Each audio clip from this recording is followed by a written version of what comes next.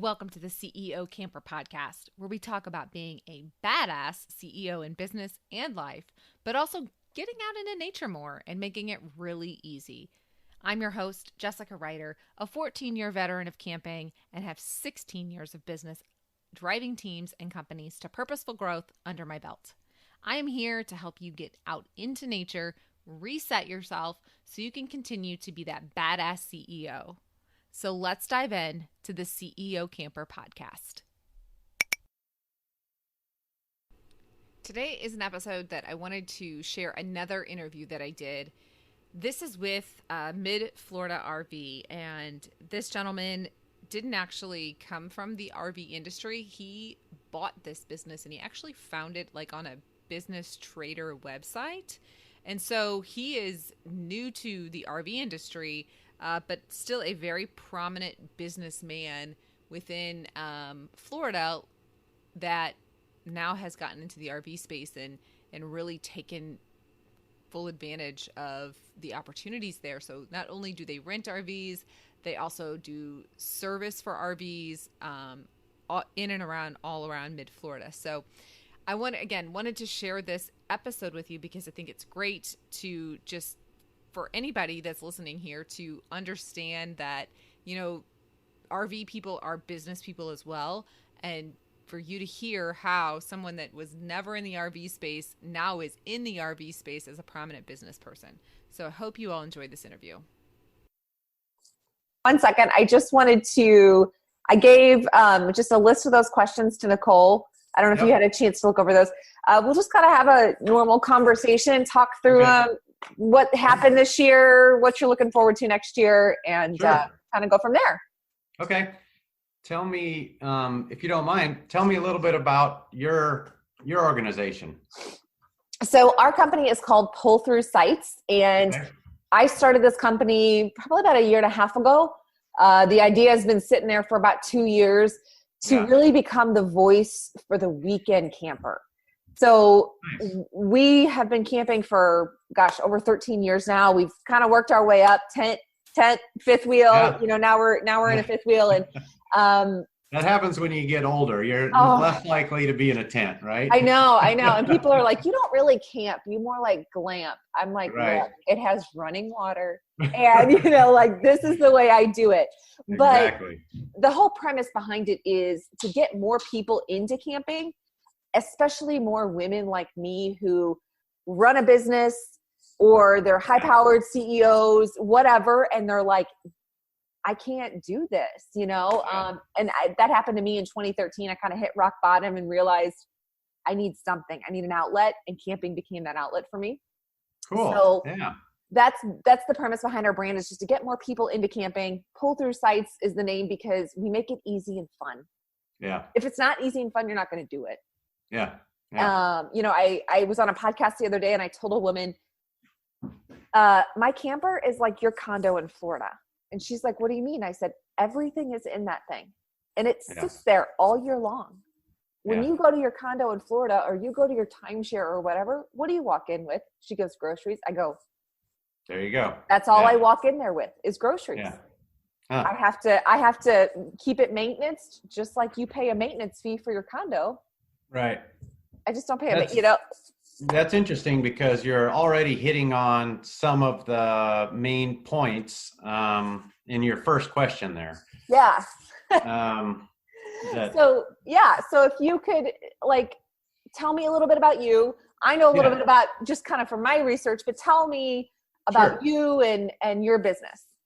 Well, I'm probably a little bit the same way as you are in that I have another full-time career that I've done for, 20 plus years. And, I was just kind of looking for something else. So I'd been looking for a business to buy for a while, and kind of completely unrelated. I took my family to the Grand Canyon. And so we flew out to Phoenix and rented an RV. And went to the Grand Canyon and really had a great time. It turned out to be a great family experience. The kids were probably a little nervous at first, but they ended up having some fantastic memories that it was better than what we hoped. Yeah. And it just so happens that I had been looking at the business broker websites for a while. And on that trip, I came across this listing of a business for sale and ended up following through, and little by little ended up purchasing the business from someone else. Mm-hmm. So the previous owner started it in 2011. I bought it about 2.5 years ago. And I've had a steep learning curve. I've always been interested in RVs, but I didn't have a lot of experience. So I had to learn both about RVs and about owning a business. Mm-hmm. So it's been enjoyable. It's been fun. I feel like last year was really my steep learning curve. And this year I feel a little bit more comfortable, I guess. We're starting to get some of our systems processes down. Good. So we've grown quite a bit. We've gone from 2 employees with an RV we used as our office to now we have 8 employees, and we have an actual building that's our office. And the end of this year, we've expanded into service, and we see that as a big growth area next year. Mm-hmm. And eventually be getting into sales next year as well. Nice. So how many do you keep the RVs on your lot for rent, or how does that work? Yes. Yeah. So everything that we do, we want to have full control of. Mm-hmm. So we have considered having some kind of middle ground where we're a kind of a broker or middleman, to other owners, mm-hmm. that they would take care of it, but we would market it. But we haven't taken that step yet. Right now, we want to make sure we put out a quality product so that we have control of all of the cleaning, the maintenance, and everything. Yeah. About 1/3 to 1/2 of the fleet typically is owned by the company, and the rest is consigned to other owners. And we found that that's about the right mix for us. Okay. So somebody that, take your example, right? Somebody wants to go to Florida. They want to go to Florida for Christmas, and they want to kind of just drive around the coast and do all that kind of stuff. They would basically come to you online or whatever, pick out mm-hmm. the model that they wanted. You guys would have it. They fly in, grab it, and hit the road. Yeah, and we see a little bit of that, of people flying in and picking it up. And, there's some of that, and we could market specifically to that niche, but mostly it's people in the area. Okay. That are already living here and would like to either travel around this area or go see relatives. It's pretty common in other parts of the country. So we, of course, we have all the website and the social media. We market to them, and trying to make our presence known. Right. And they can pick out which vehicle fits their trip the best online. But we find that overwhelmingly people want someone to talk to. Yeah. They want some hand-holding because it's a complicated thing, and a lot of our renters are new to it. Yep. Maybe have a little bit of experience, but are not, lifetime owners like you that have done it for years and years. Mm-hmm. They want some hand-holding because there's a lot of trust that's involved. Yeah. I had a friend of mine reach out to me earlier in the year, and she said, we're thinking about renting a camper. What would you suggest? And I said, step 1, are you comfortable pulling it? Are you comfortable driving it? Decide. Yeah. And she's like, what does that mean? And I was like, okay, let's go back. Okay, we need let's go back. I go, okay, think about this. When I pull my camper, we are as big as a semi. I said, you probably are going to rent something that is anywhere from 20 to 30 feet long. Do you have a vehicle to do that? And she's like, no. I said, great. So you're probably going to drive one. Now think about this, you know, like, and so kind of had to like walk her through what it meant to, you know, do those kind of things. And she was like, oh my gosh, this makes perfect sense. And then the other question I had for her is, where are you going to go? Yeah. And she's like, well, we're just thinking like a state park or something. I said, perfect. In Missouri? She goes, yes. I said, great. They all have big sites. They're open. You can pull it, you know, all those kind of things. I said, you're not going to do any boondocking or, you know, just kind of like go out in the middle of a field. And she goes, no. I said, great. You know, but those are do you get similar questions like that? What do people come to you with? Yeah. And, you know, the first question you had kind of covers all this we've been talking about. So two things. One is trust. They're not familiar with it. They want as much help as you can give them. Mm-hmm. And also, a lot of new renters don't know this, that there's kind of probably 3 different types of rental places. So one is full rental businesses that we are. That's just what we do. Mm-hmm. There's some dealers that'll do a few rentals on the side. Mm-hmm. And then there are a lot of the RV share outdoorsy type, which, you know, as you know, will run the gamut all the way from our one in Phoenix that was our experience. They just went out of their way to just do everything they could to make us happy. So that's great. And then the other end of the spectrum, you know, I never use this thing. It's cost me money. I just want to get it out there. You know, I'll pick up a few things, but I'm not really going to clean it. I don't want to spend money on maintenance. Mm-hmm. And then they have a bad experience. So that's probably one thing that new renters don't know. You know, you think it's like the airlines. This airline is like this airline is like this airline. So if I buy a ticket, it's all going to be very similar. It's a commodity. Right. But with RV share and outdoorsy, you might be able to get a great price, but you really don't know what kind of product you're going to end up with. Yeah. So trust, I think, is a big part of it. They're not that familiar with it.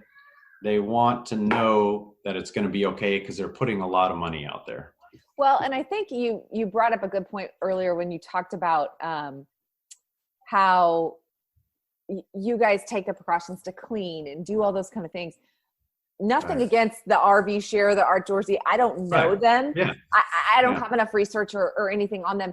All I know is it seems in my head, and sometimes my logical brain just, you know, runs the gamut, but like, it just seems in my head, if I'm renting from somebody else, I don't quite know how well they cleaned that.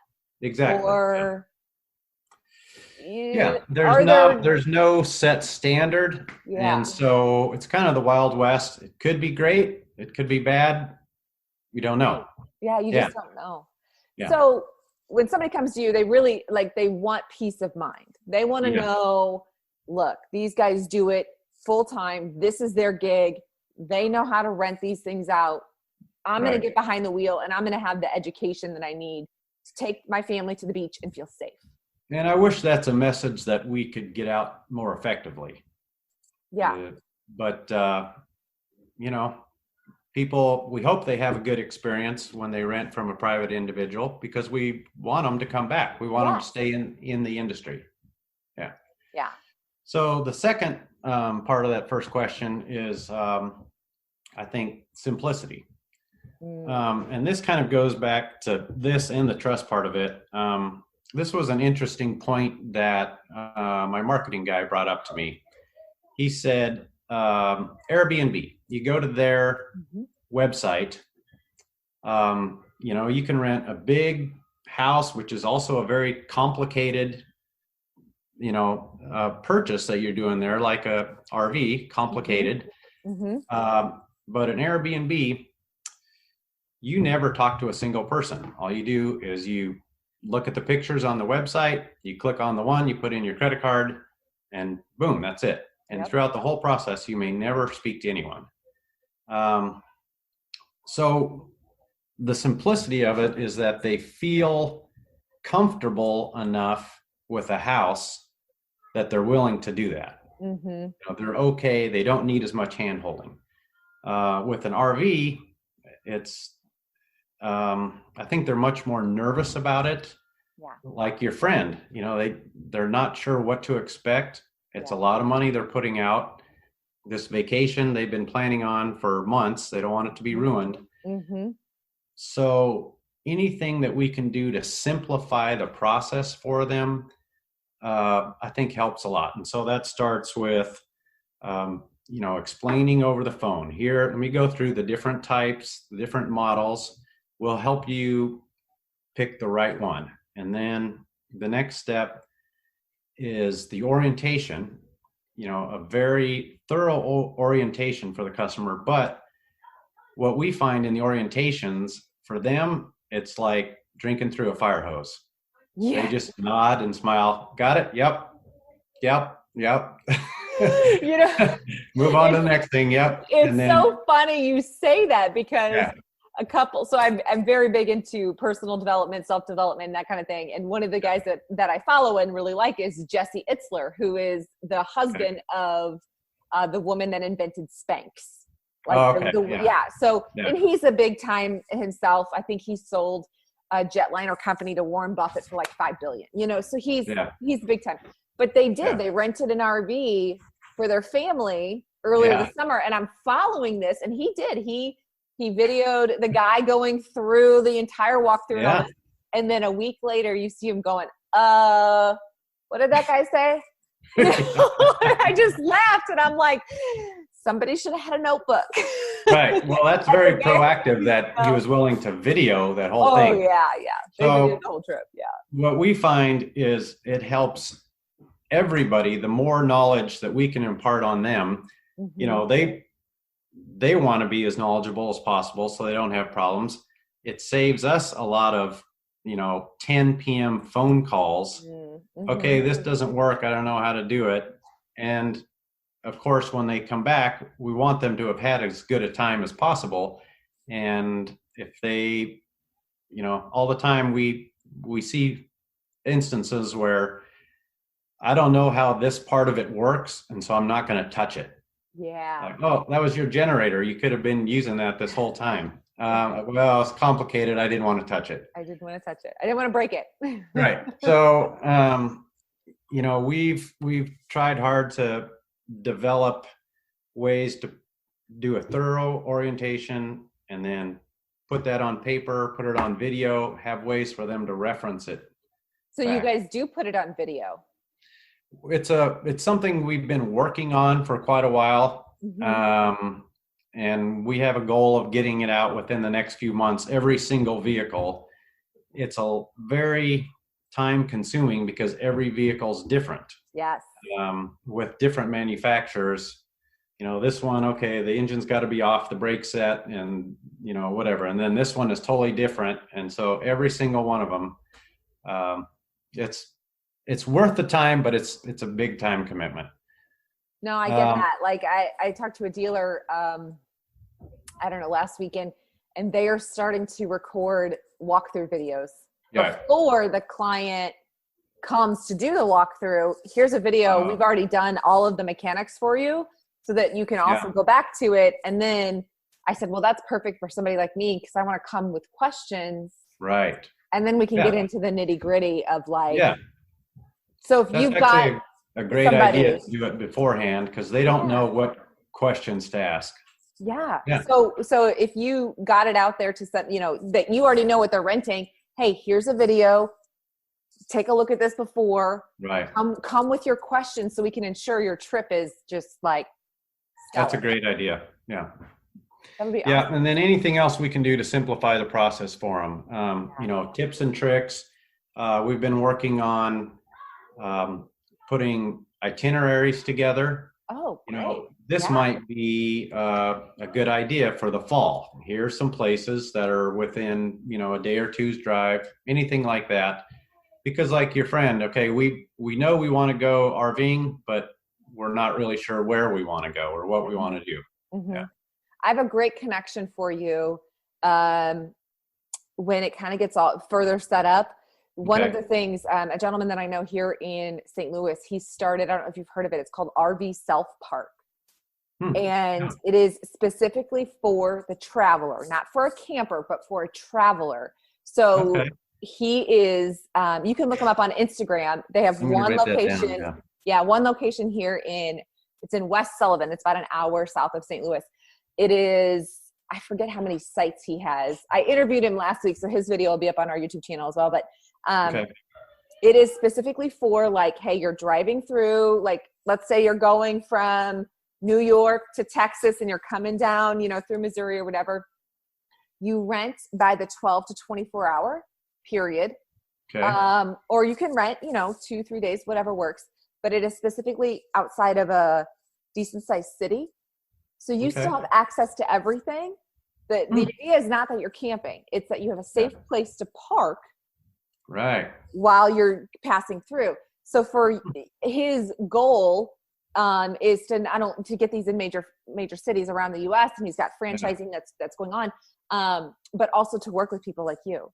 Yeah. To buy, to get packages of like certain number of hours. Like say you were to buy 500 hours for your customers. Right. You turn around and you add that to your package and you say, hey, look, when you're traveling through this area, stop here. If you're tired, they will take care of you. We've got your one night stay taken care of for you. That's neat.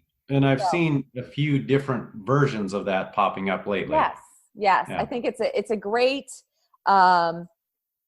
idea, and it's, again, it just keeps people safe and what have you. It is a good idea, and it's kind of the next iteration past the RV park. I think expanding out into more possibilities. So I like that. That's a good idea. So tell me, we kind of talked about what they come, to you guys with, but what are two things that they should consider before renting? I thought about that a little bit. Nothing major really popped out in my mind, but I guess one thing I thought of during this time, obviously, for example, you said, okay, maybe we're going to go to a national park and we're going to go there. Well, one thing they might not consider is that is the national park open? Yeah. How much of it is open? Sometimes they're partially open. And then the next thing is, what is the waiting list to get in? Because it may be open, but some of those could be 6 months, 9 months, a year waiting list to get in. Yeah. So I guess that would be the first thing, is just, make sure events, food, places to stay, all that, make sure it's open and available. Yeah. I think that's a really good point. Another gal that I know, her and her fiance are heading out west. They're going to rent an RV and go kind of into the mountains and all that. And she asked me, she said, what are some things that I need to think about? And I just was like, let me print you out a document. Here's everything that you should think about, but like little things. Like I mentioned to her, like shower shoes. She goes, I never would have thought of shower shoes. I said, you're renting a van that doesn't have a bathroom. You're going to be going to the bathroom and using the showers in some kind of public capacity, shower shoes, And then I said, you need to make sure wherever you stay, if you can actually have a campfire. There's a lot of places out west that don't, they have burn ordinances right now, like you can't burn. I said, and then you need to make sure you have cash if you want to buy wood from somebody where you can't. She goes, I never would have thought of cash. And I'm like, you just get on and start asking people. They'll tell you what you need. Another thing, our first experience on our trip to the Grand Canyon is navigating a vehicle of that size through cities. Like you can't just pull over to any restaurant and stop, what we had wished that on like Google Maps, those kinds of things, there was an option for large vehicles, semis, somebody pulling a big trailer, motorhomes, things like that, that would give you different routes based on the size of your vehicle. And I think there is an option on some of them for height requirement. Mm-hmm. You can raise the height requirement for some roads and it will route you around other, low bridges and things like that. Yeah. But there's no real option for large vehicles. So navigating around cities can be pretty complicated, and that might be something that the new renter wouldn't think about. Yeah. I know here in St. Louis, we have an RV show that is like literally downtown heart of St. Louis every year. Which is the worst place, right? It's the worst place. And so last year, we helped a dealer friend of ours, actually in February of this year, but seems like it's been 3 years ago. But we helped a dealer friend haul campers back to his lot. And I'm like sitting like this going, are we going to make this turn? Like, are people going to realize they have to get out of the way? We have to swing, and it's just, you're absolutely right. Like, you can't just take a rig downtown. Yeah. We wish we could, get a note into Google or Siri or something and say, please, can you make some options on your mapping apps for large vehicles? Yeah. Right. Exactly. So what did you guys experience this year? Did you see a huge boom? It's your second year of business. Oh man. Yeah, absolutely. And it really caught us by surprise. Yeah. When it first happened, we had so many events. We typically have our events in the spring here in Florida. And we had so many events that we had already booked that all canceled. So we lost just amazing amounts of business. Mm-hmm. And all of our other vacation cancellation, just everybody canceled their vacations. And so there was about a 2-week period where we were scared, so we had to okay, let's change the business model. Let's look at the new reality. Let's just start calling every hospital and emergency management and everything we can to try to reinvent this business, because there's not going to be any events or vacation rentals. Yeah. And like I said, there's probably about a 2-week period of that. And then all of a sudden, just boom, just within like another 2-week period, we were just absolutely flooded. Yeah.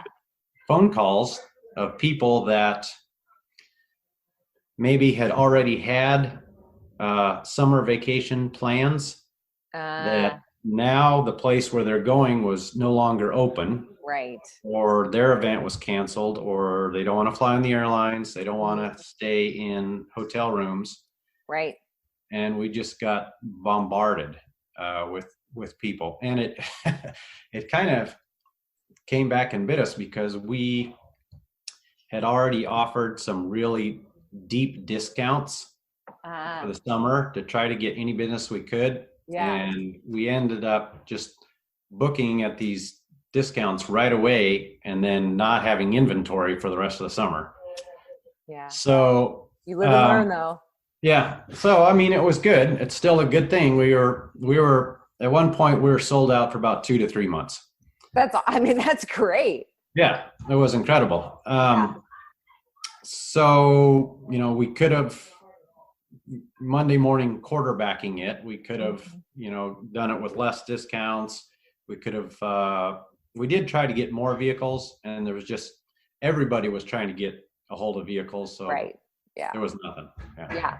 I was just trying to look up. I was looking down at my phone because I wanted to see. So I'm part of the RV Women's Association, and we're doing this huge, they call it a jamboree, but like huge get together really in Florida in May. And I was just trying to see where it was to see how close we were, because I'm not sure that I will pull my rig down there. But if I could pick up a rig from you and then take it over to camp. So it's between the RV Women's Association and an outfit called Girl Camper, which is all about women camping on their own and things like that. So we're all coming together. We're bringing the manufacturers, the dealers, we're bringing all that to the camper, which has never been done.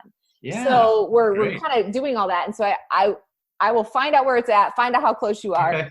Because that might be a good connection as well, to just be like, hey, I think they're holding 30 spots open for industry people to bring campers in. Yeah. If you guys can pull in 4 or 5 campers and they're already there and you slap your sticker on the front. Yeah. Why not? You know, that would be cool. That would be cool. So let me look that up when we're out of here, when we're done. So what are you guys planning for next year? So we're trying to increase the number of vehicles. We are looking into, as I brought up before, kind of the third option of, we have vehicles that we own. We have consigned owners that are on our lot that we control the vehicle, take care of it. And then we're looking at the possibility of something else that we have access to vehicles. The owner would be responsible for it, and they can say, either yes or no. We offer them, okay, I've got a renter set up for this time frame. Would you like to use your vehicle for that? And then, we would work out some kind of agreement between them. Okay. So that would give us a little bit more flexibility in times of lots of demand. We'd have more vehicles available. And then other times, like January, February is typically a slower time. We don't have to have as much inventory. So that's one possibility for this coming year. In the spring and summer, we're probably going to do little or no discounting. And so that's something that people should know ahead of time, is if you want to book for spring or summer, you're going to need to do it early. Yeah. I can't tell you last year how many people we turned down. Just like every day. We sometimes 15, 20 people a day saying, I'm sorry, we don't have vehicles. We're all sold out. So that's something that people need to know, is if you want in those high demand times, book early. Yeah, for sure. Especially in Florida in the summer.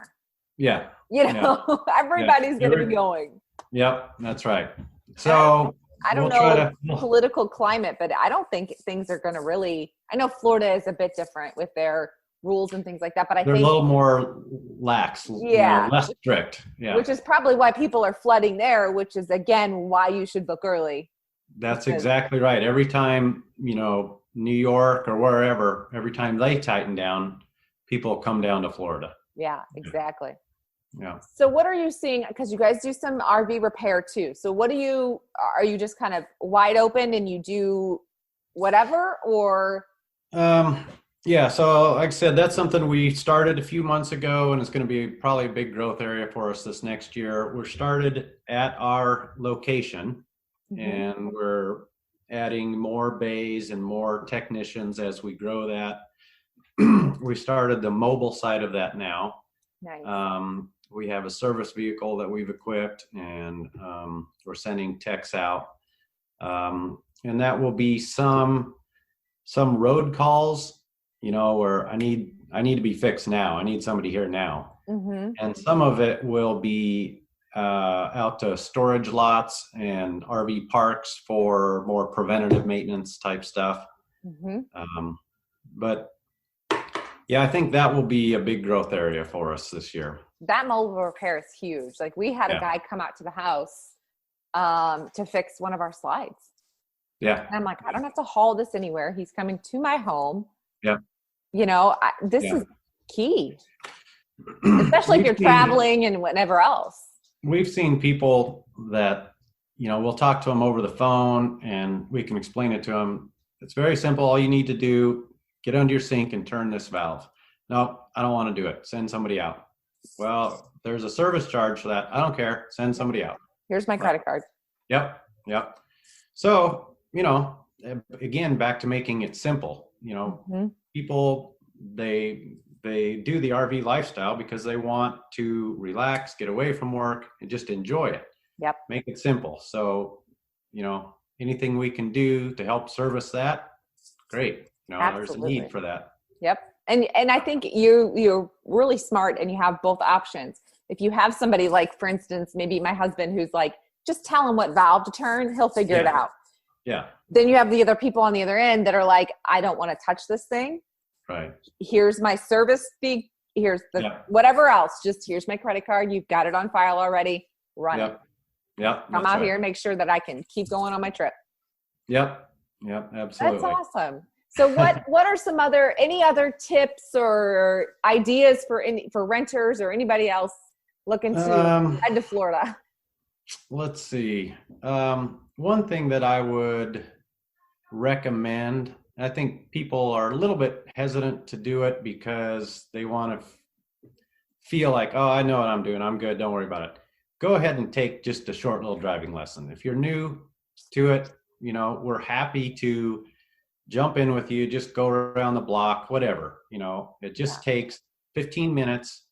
And I think that's a confidence builder. Mm-hmm. People say, it's scary, but I'm going to do it. Don't worry. I don't need the lesson. I'll figure it out. And then they get in and they, head out of the lot and they're like, oh boy, what do I do now? This thing is huge, Or like me, I'd hit the first curb and be like, I guess I should have took that driving lesson. That was a curb. Yeah, right.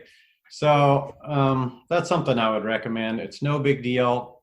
It's good for you. It's good for us because we see vehicles come back with damage all the time, whether inside or outside. It's just amazing how common damage is. Yeah. And kudos for you for sticking with that, because I know a lot of dealers here locally, like a lot of them don't rent because they're like, it's too much liability with the damage. Well, and that's interesting because that was one of the main reasons we got into the service business is that I was shocked, frankly, after I bought the business and started learning it, how much maintenance and repair it takes. Yeah. I was amazed. And so we're doing all this repair anyway. And so like, what the heck? We're already, in the business of doing it. We just as well charge people. So that became what was, I guess, a cost center for us, keeping our fleet repaired into a profit center. Yeah. So that was, it was shocking. These things take a lot of maintenance. They do. And if you don't maintain them, and we know some campers, they have full on monthly checklists and they rain or shine, they're out there monthly maintaining their rigs. So well, Craig, this is awesome. Thank you so much. You bet, Jessica. Where can people find you online? You have the website, you're on Instagram. Is there anywhere else they can find you to get more information about coming to Florida and renting an RV? We'll try doing our best. And this year we're going to be doing way more marketing than we did last year. But social media, Facebook, Instagram. And of course we have both midfloridarvrentals.com and midfloridarvservices.com. Perfect. So, Awesome. And feel free to call. We'll be happy to, walk you through whatever questions you have. So. Perfect. So if you're headed to Florida and you need some RV service, you can give them a call. They now have mobile. And if you're headed to Florida for vacation and you want an RV, give them a call. They'll, call them early because everybody's going to be renting next year. That's right. Absolutely. Craig, thank you so much. Yeah. And good luck with your business. Yes. Thank you for doing this. I hope you have a wonderful holiday. You too. And we'll catch up soon. Okay. Thanks. Thank you. Bye. Thank you for listening today. As you can tell, I am pretty passionate about business, camping, and balancing them both in my daily life.